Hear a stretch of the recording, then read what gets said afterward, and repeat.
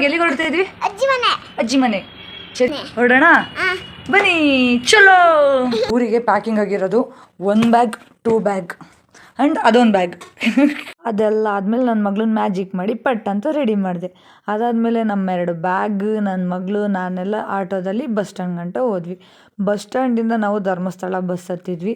ಈ ಲಗೇಜು, ನನ್ನ ಮಗಳು ಇವ್ರನ್ನೆಲ್ಲ ನೋಡುವಾಗ ನನಗನ್ಸಿದ್ದು, ನನ್ನ ಗಂಡಂಗೆ ಯಾವಾಗಲೂ ಈ ಕಾರ್ ತಗೊಂಡು ಮನೆ ಹತ್ರ ನಿಲ್ಸ್ಕೊಳಕ್ಕೆ ಯಾಕೆ ಬೇಕಿತ್ತು ಅಂತ ತುಂಬ ಬಿಲ್ಡಪ್ಪಲ್ಲಿ ಬೈತಿದ್ದೆ.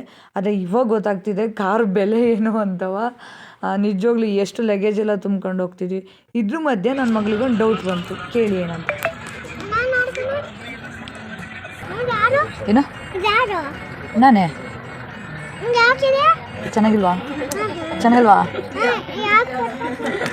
ನನ್ನ ಮಗಳು ಆಧಾರ್ ಕಾರ್ಡಲ್ಲಿ ನನ್ನ ಫೋಟೋ ನೋಡಿ ಇದೇನಕ್ಕೆ ಹಿಂಗಿದೆಯಾ ಅಂತ ಆಡ್ಕೊತಿದ್ಲು. ಅದು ಹಿಂದೆ ಮುಂದೆ ಇದ್ದವರೆಲ್ಲರೂ ಕೂಡ ಎಲ್ಲಿ ತೋರಿಸು ಅಂತೇಳಿ ಅವಳು ಎಷ್ಟು ಚೆನ್ನಾಗಿ ಕೇಳ್ತಿದ್ದಾಳೆ ನೋಡು ಅಂತ ಎಲ್ಲ ನಗಡ್ತಾಯಿದ್ರು. ಆ ಥರ ಮಾಡಿಬಿಟ್ಲು ನನ್ನ ಮಗಳು ನನ್ನ ಆಧಾರ್ ಕಾರ್ಡ್ ನೋಡಿ. ಅದಾದಮೇಲೆ ನಾವು ಹೊರಟ್ವಿ. ಅದಾದಮೇಲೆ ನನ್ನ ಮಗಳಿಗೆ ಮತ್ತೆ ಒಂದು ಡೌಟ್ ಬಂತು. ಅದೇನು ಡೌಟು ಅಂತೀರಾ? ಕೇಳಿ, ಅವಳೇನು ಹೇಳ್ತಾಳೆ. ಏನು? ದುಡ್ಡು ಕೊಡೋಂಗಿಲ್ಲ, ಅವ್ರು ಕೊಡ್ಬೇಕಂತ. ಅವ್ರು ಕೊಡಬೇಕು, ನಾವು ಕೊಡೋಂಗಿಲ್ಲ. ಯಾಕಂದರೆ ಇದು ನಿಮ್ಮ ತಾತನ ಬಸ್ಸು ನಿಮ್ಮ ತಾತನ ಬಸ್ಸು, ಅದಕ್ಕೆ ದುಡ್ಡು ಕೊಡೋಂಗಿಲ್ಲ. ನನ್ನ ಮಗಳಿಗೆ ಡೌಟೆಲ್ಲ ಕ್ಲಿಯರ್ ಆದಮೇಲೆ ನೀಟಾಗಿ ನಿದ್ದೆ ಮಾಡ್ತಾ ಹಾಗೆ ಈಗೋ ಅಂತ ತಲುಪಿದ್ವಿ. ಆದರೆ ಏನಂದರೆ ನಮಗೊಂದು ಒಳ್ಳೇದು ಅನಿಸಿದ್ರೆ ಪಕ್ಕ ಸೀಟಲ್ಲಿ ಯಾರೂ ಕೂರಲಿಲ್ಲ. ಅದರಿಂದ ಅವಳಿಗೆ ಮಲಗೋಕ್ಕೆ, ನಮಗೆ ಬ್ಯಾಗ್ಗಳಲ್ಲಿ ಹಿಡ್ಕೊಳ್ಳೋಕೆ ಒಳ್ಳೇದಾಯಿತು.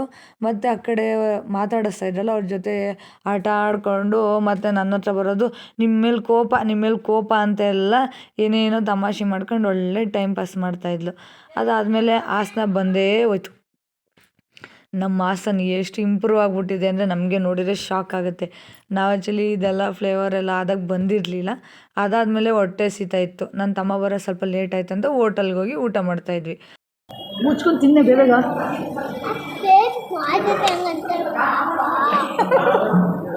ನೀನು ಸ್ಮಾಲ್ ಬೇಬಿನ ನೀನು?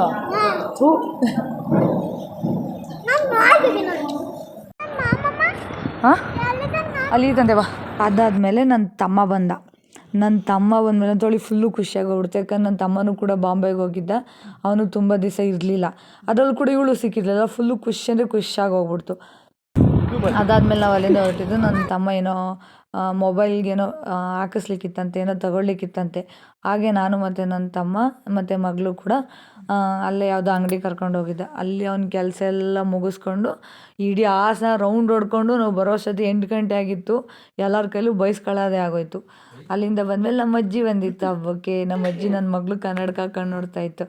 ನಾಳೆ ಹಬ್ಬದ ವೀಡಿಯೋದಲ್ಲಿ ಸಿಗುವ. ಬಾಯ್.